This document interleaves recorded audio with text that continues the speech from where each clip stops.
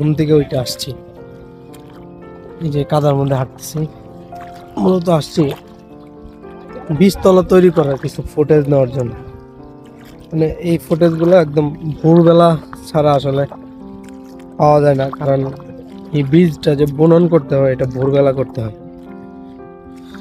অনেকদিন পরে কাদাতে হাঁটতেছি, হাঁটু সমান কাদা, ভালোই লাগতেছে। তবে একটা জিনিস যেটা লক্ষ্য করলাম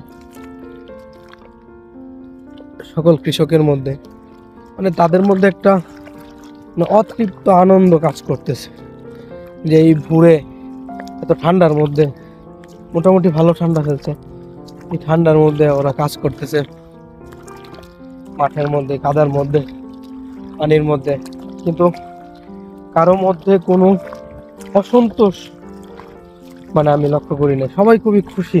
মানে এই খুশিটা আসলে বলে বা এক্সপ্লেন করে